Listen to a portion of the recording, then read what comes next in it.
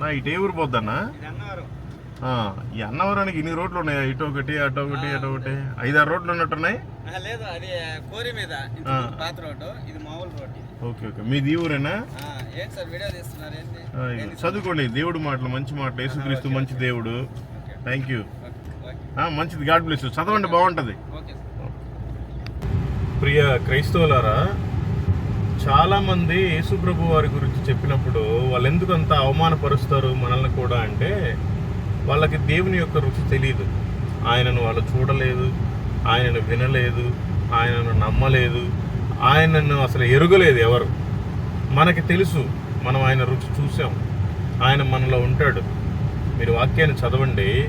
యోహాను సువార్త 14వ అధ్యాయం 17వ వచనం ఈ విధంగా సెలవిస్తుంది. లోకము ఆయనను చూడదు, ఆయనను ఎరుగదు, గనుక ఆయనను పొందనేరదు. మీరు ఆయనను ఎరుగుదురు, ఆయన మీతో కూడా నివసించును, మీలో నుండును.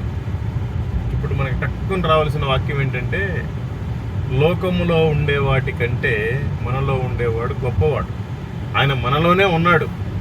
కాబట్టి మనం లోకాన్ని జయించాలి, ప్రభు జయించినట్లుగానే. వాళ్ళేదో తిట్టుకుంటారు, కొనుక్కుంటారు, సనుక్కుంటారు. మనకేంటి? మన కోసం ప్రభు ప్రాణం పెట్టాడు. మనం వాళ్ళకి సువార్తను చెప్పాలి. వాళ్ళు ద్వేషిస్తారు, ఎందుకంటే వాళ్ళకి తెలియదు. ఆయన వాళ్ళలో లేడు, ఆయన మనకు తెలుసు, ఆయన మనలో ఉన్నాడు. అందుకని మనం సువార్తను ప్రకటించాలి. Thank you.